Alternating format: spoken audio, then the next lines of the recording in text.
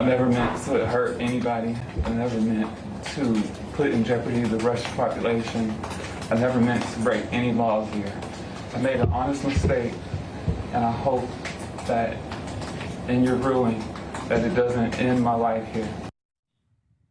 That was American basketball star Brittney Griner in a Russian prison cell. A towering, tattooed, tough woman, nearly reduced to tears during her trial.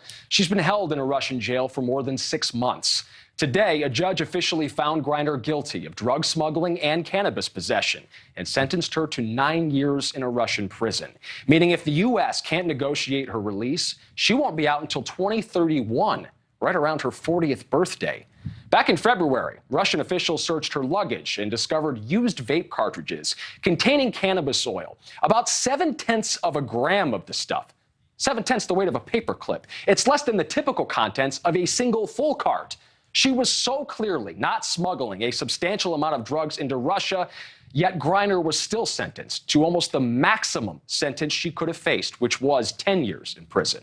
The White House put it like this, calling the verdict one more reminder of what the world already knew. Russia is wrongfully detaining Brittney. Griner's agent concurs, calling Brittney a political pawn and vowing to fight to bring her home. Joining me now is Silverado Policy Accelerator Chairman Dmitri Alperovitch. He joined us on the show earlier this week. We really loved your insight. It's great to have you back. Thanks for having me.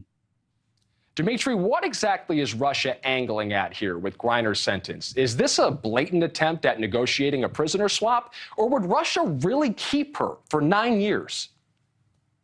Unfortunate reality is they may. I think in many ways this is payback. She's certainly a pawn of Putin at this point, but here's the unfortunate reality. Even if she weren't American, she likely would have gotten a pretty harsh sentence. Russia has zero tolerance for drug crimes. Most of the women in penal colonies in Russia are serving drug sentences, very harsh ones. So it probably wouldn't have been 9 years, but it could have been 4 or 5 years easily. But given that she was American, given that she's a very public figure, given how much attention we're paying to her here, they doubled down. They knew that she was valuable. They knew that they could potentially strike a deal that's very advantageous for her down the road, or they can simply take it out on her, in response to the sanctions and other things that we're imposing on Russia.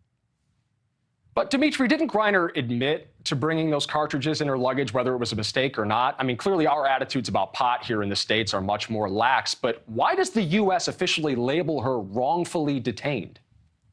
Yeah, I didn't love that wording, to be honest with you, because clearly she is guilty. She's pleaded guilty. She admits that these cartridges were not placed in her luggage, that these were her cartridges. And the Americans need to realize that laws overseas are different from laws here. And even if you're not going to a hostile nation like Russia, and by the way, the State Department has been warning Americans to get out of Russia. So I plead with your viewers, if anyone's considering going to Russia, if anyone is still in Russia, get out, because it is very dangerous for Americans to be there. But even if it wasn't Russia, if you were going to Saudi Arabia, if you're going to Singapore, lots of places around the world, they'll throw the book at you for having even the minimal amount of drugs. So Americans need to be aware of that.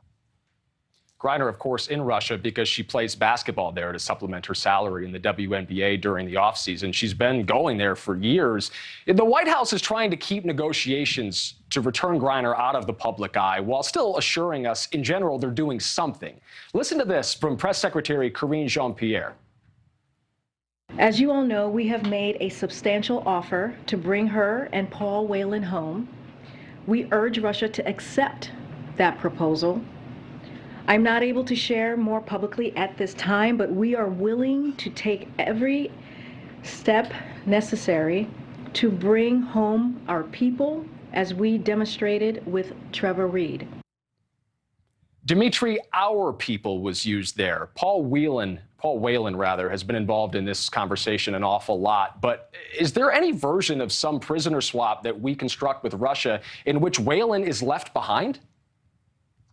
I hope not. I hope not. I hope that they're thinking about this as, having to get all Americans out that are behind bars in Russia, particularly those that are there unfairly. And certainly, even if she's guilty, 9 years in a penal colony is an awful, awful sentence, particularly for an African-American 5'9" or 6'9" actually, woman.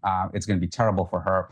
But I do worry about this precedent that we're setting, that we will exchange legitimate prisoners that are dangerous to Americans for hostages in Russia, because Victor Bout is the guy that we've allegedly offered to exchange for Whelan and Brittney, he's a terrible person. He has been convicted of a conspiracy to murder Americans, for dealing with terrorist groups, for dealing with drug cartels, and he still has 7 years on his sentence to serve, and letting him out, I think, would be a terrible, terrible idea. But Victor Bout has been in federal custody for a long time. The devil's advocate argument might be that he has nothing else to provide the feds and might be a key bargaining chip because Russia has wanted him back for so long. He was considered a free citizen in Moscow.